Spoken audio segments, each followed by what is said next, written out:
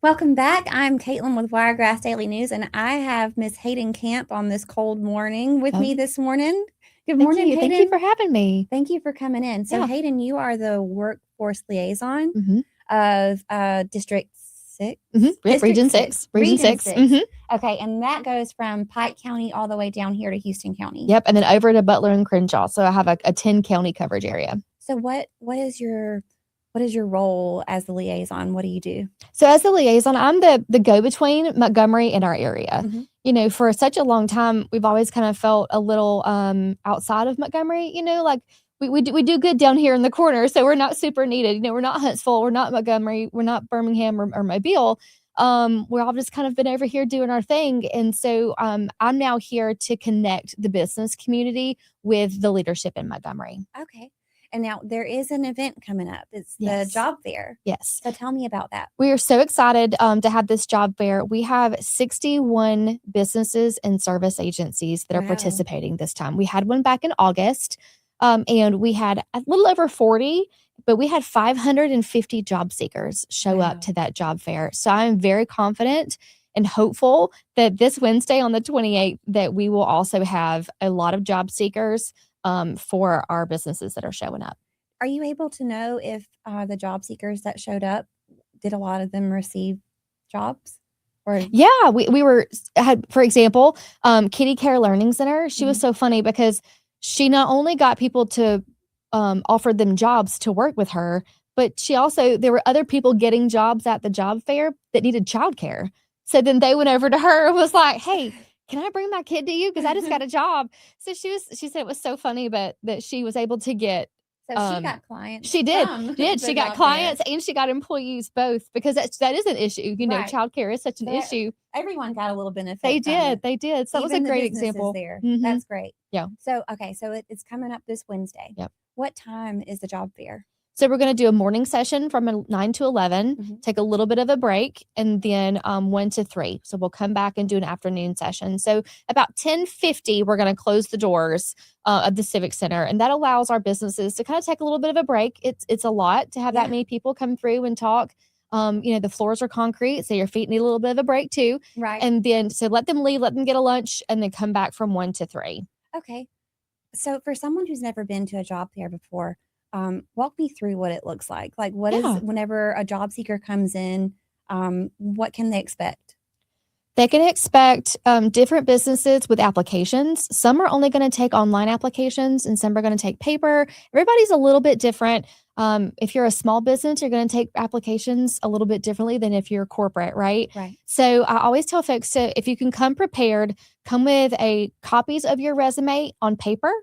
Also have it digital. That way, if they ask you to do something, hey, scan this QR code so we can upload your application, you've already got it ready to go. We are going to have 4 computers set up so people can do online applications at the Civic Center. Right. The city of Dothan is so wonderful to me. They allow us to use the Civic Center. They bring down computers. They set it all up for me. But there are some folks that are online application only, and that's the world we live in. And so they're able to go over there and immediately do it online. Or we also have the Alabama Workforce Mobile Unit will be there on Wednesday as well. They were so instrumental last year with some of our older population and helping them scan their resumes or maybe build upon a resume they had from a long time ago, especially our veterans. We had our veterans team there that was helping some of the older veterans walk through what that looks like to create a resume. Right. So they were doing that in the mobile unit. Some had a paper copy, but they didn't have a digital copy. So they were able to scan it to their email, and that way they had that digital copy on them when they walked through the door. So we're really trying to take away any type of hindrance that you have, that you could have to getting a job. We also are going to have some service agencies there. So maybe you don't have an ID and you need an ID to be able to get that job. You're going to walk over there to one of our service agencies, and they're going to walk you through the process of getting your ID or working through any of the steps that are hindering you from a job. So there's going to be a lot of services there to help. Absolutely. So if someone doesn't have a resume, could they maybe build one there? Absolutely. We can go to the unit. It's just going to be parked outside. It wasn't wrapped last time, so it looked kind of like a camper van. It's supposed to be wrapped this year because our first department's still fairly new. So I'm hoping it's wrapped. But if not, it'll be right outside, and we'll have some people directing just in case they have questions. But we'll have a lot of businesses. So you're going to come in the Civic Center and you can go right or left or straight. And we're they're going to be everywhere. But we're also going to have areas, kind of open table areas where if you do need to fill out a paper application, you can do that on site. And then some were doing on-site interviews last year. So they were like, hey, let's go talk for a second, taking them over there to those tables, having a great conversation. And some of them were hired on spot. That's wonderful. Yeah. So say a job seeker does come in and they do end up having a 3 to 5 one-on-one interaction with the person who's hiring. What can they do to stand out from the crowd to get that little bit of extra? Absolutely. Ask questions. Businesses love to talk about their business. So I always tell, even when I talk to kids in the schools, I did mock interviews on Friday at the Career Academy. Always ask a question. You can have an interview, but have a conversation interview. Don't say yes or no questions. Don't say yes or no to the answer of the question. Right. Elaborate. No closed-ended. Right. Answers, right. Elaborate. Yes, I worked there. This is what I did. This is what I learned from that position. This is why I'm looking for a new one. Try to really have a conversation. It's really hard to have a conversation with somebody. They're just going, yeah, no. Right. And especially if it's a customer service job or a position where you're going to have to be talking to the public or with customers or clients, you're going to want to be able to have a little bit of a conversational attitude. We're not always built that way. So you got to have to work on it. So I tell folks all the time, practice. Have a friend, practice having an interview conversation. Me and my kids practice all the time. I want them to be fully prepared when they go into the workforce. That would be my biggest thing is when you go in for an interview, make it a conversation. Mm-hmm. Tell them about yourself. Maybe they don't ask all the good questions. Sometimes these interviewers, it's their first time in that position too. They're learning as well. And so when you go in, say, hey, this is what I did and this is what I learned and this is all my duties. Tell them what you want them to know to be able to get that job. So what type of businesses will be there who are going to be hiring? Yeah. So like I said, we have over 60. Some are service agencies. So we'll have Wiregrass 211, we'll have Mary Hill, we'll have Southeast Housing, Dothan Housing Authority. They're going to be there for assistance and volunteering. Then we also have companies like DSI Security who are hiring security officers, and they will help you get certification for that. We have SmartLam, we have Wayne Sanderson Farms, Goldfingers, the new location of Goldfingers. It's going over there by Lowe's on 52 East, West. The side of town. I know. Whichever side that is. It's a circle. Yep. They are hiring, they're going to hire over 100 people. And so that's great to get in with them face to face. People tell me all the time, well, yeah, hey, I applied, but I never heard anything. This is the day to get in front of those people that you are trying to get a job with. So if someone maybe has been incarcerated in the past, is that going to be something to hinder them from getting a job, or will there be jobs available for them to come and apply for? There will be jobs. So what we're going to do, something that we got some feedback from the job fair in August, and when you've been incarcerated and you have to go to every booth and say, hey, I've been in jail, I have a record, can I work here? And they say no, and you do that over and over again. That's disheartening. It is right? disheartening. So what we're going to do is I'm going to have these little green signs.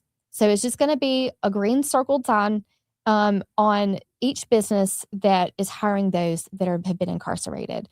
So they'll have a little kind of way to say, hey, a little wave like, hey, we hire those that have been in the justice system. Please come see us. And at Vincent Plumbing and Electric, they're on my list of those that hire. And there's a little bit of certification that comes along with plumbing and electrician. Right. But you have to put in a little bit of work. Right. But we are going to have like a visual on these tables so that people can see that and know that's where I need to go. Right. What types of positions are the businesses going to be hiring for? There is everything from entry level, like your Goldfingers and your food service, right, to the higher end certifications in some degree. It's really a whole gamut. We're really excited because we've got Buffalo Rock is going to be there. A lot of businesses that are kind of hard to get in with. Right. They don't have a ton of turnover, but right now that things are booming, and so they are hiring for those positions.